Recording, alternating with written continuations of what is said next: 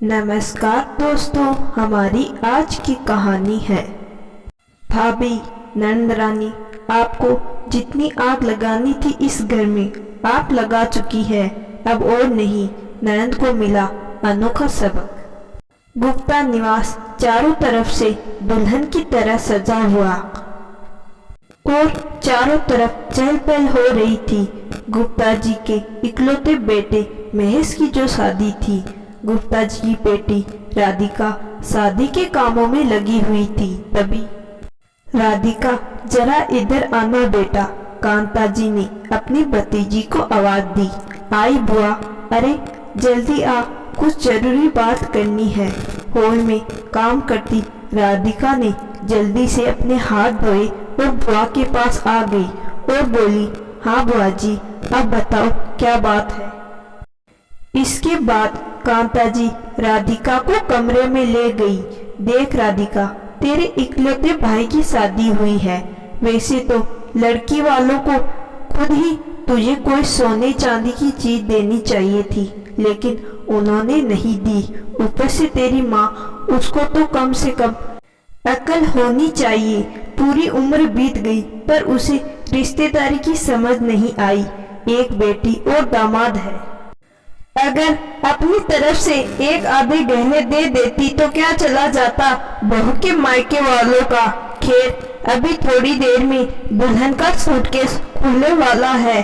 तू इकलौती नंद है तो बढ़िया से कोई 2-3 महंगी साड़ियाँ उठा लेना और बोल देना उसे कि अपने गहने में से एक गहना भी दे। नहीं बुआ जी, मुझे ये सब नहीं चाहिए। अरे ऐसे कैसे नहीं चाहिए? जब तुम अपने ससुराल जाओगी तो सास को क्या जवाब दोगी? वो पूछेगी ना कि भाई की शादी में गई थी, क्या क्या लाई हो। हाँ बुआ, आप ठीक कह रही हो। चलो अच्छा हुआ बात तेरे पल्ले तो पड़ी। अब जा और अपनी भाभी की सबसे सुंदर और महंगी साड़ी ले ले और गहने भी। वैसे भी भाभी के सम्मान पर तो नंद का ही हक होता है, और अभी से खींच कर रख तेरी भाभी को, ताकि उसे भी नंद का थोड़ा डर बना रहे। कांता जी बोली।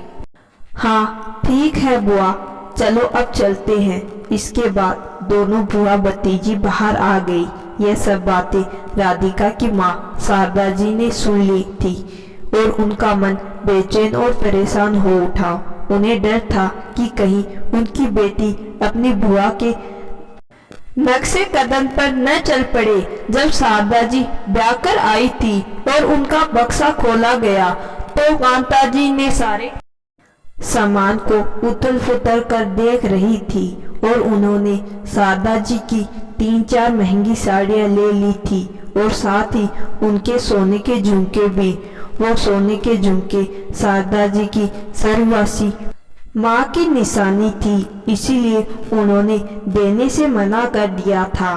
तो घर में बहुत ही हंगामा हुआ था। पूरे परिवार ने मिलकर नई नवेली दुल्हन शारदा जी को खूब खरी खोटी सुनाई और सोने के झुमके भी कांता जी को दे दिए थे। बस उसी दिन से शारदा जी और परिवार के बीच रिश्ते बिगड़ गए। शारदा जी ने लाख कोशिश करके भी सबके दिल में जगह न बना पाई। सास और नंद खूब ताने देती और जब भी दिल करता सोने के झुमके वाली बात लेकर बैठ जाती। सास के बुरे व्यवहार से शारदा जी परेशान थी ही। जिस दिन कांता जी मायके आती उस दिन तो शारदा जी का जीना मुश्किल हो जाता था। कांता जी मायके आते ही सबसे पहले माँ के कान भरती, फिर दोनों सास बहुओं में खूब लड़ाई होती। शाम को जब शारदा जी के पति गुप्ता जी आते तो सासू माँ और ननद मिलकर उनको सिखा देती। फिर गुप्ता जी अपनी पत्नी शारदा जी को खूब डांटते। गुप्ता जी ने कभी शारदा जी का पक्ष जानने की कोशिश नहीं की थी और एक बार तो बहन की बातों में आकर उस पर हाथ तक उठा लिया। शारदा जी एकांत में बैठकर रोती, लेकिन उनका दुख समझने वाला कोई नहीं था।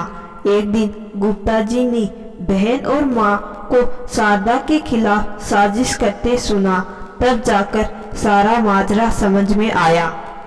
उसी दिन उन्होंने बहन से सारे संबंध खत्म कर लिए थे।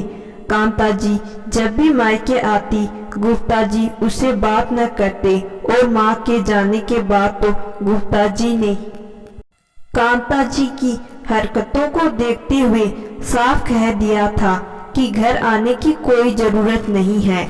इसके बाद कांता जी कभी मायके नहीं आई। अब वर्षों बाद बेटे की शादी थी तो गुप्ता जी और शारदा जी ने खुद जाकर कांता जी को न्योता दे आए, उसी उम्मीद के साथ कि कांता जी समय के साथ बदल गई होगी। लेकिन कहते हैं ना, कुछ लोग कभी नहीं सुधरते। कुछ ऐसा ही हाल था कांता जी का।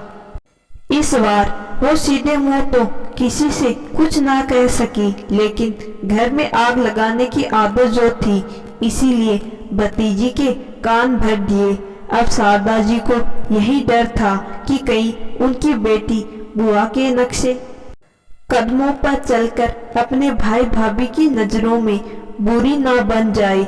मामा जल्दी आओ, भाभी का सूटकेस खोल रही हूँ।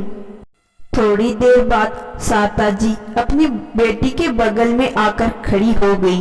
कांता जी मन ही मन खुश थी कि अब लड़ाई होगी। दुल्हन का सूटकेस खुला और सब लोग राधिका से कहने लगे, देख राधिका, भाभी की साड़ियाँ बहुत ही सुंदर है, जो चाहिए ले ले। तभी राधिका भागकर कमरे में गई और एक गिफ्ट उठाकर लाई और बोली, ये लो भाभी, मेरी तरफ से सोने की अंगूठी। इतना बोलकर राधिका ने गिफ्ट मोहिनी की तरफ बढ़ा दिया। दुल्हन मोहिनी अपनी ननद को देखती रह गई।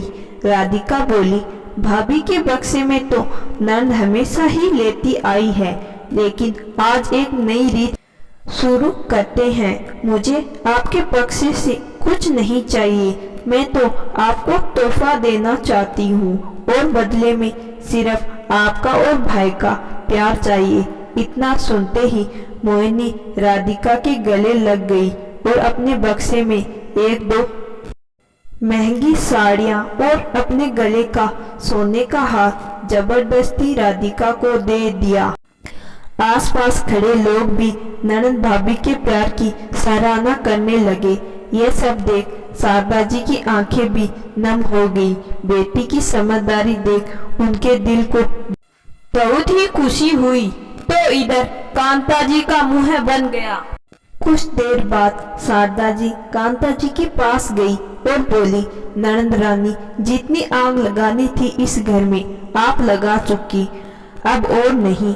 आपने अपनी गलतियों से सबक नहीं लिया, लेकिन मैंने आपकी गलतियों से सबक ले लिया था।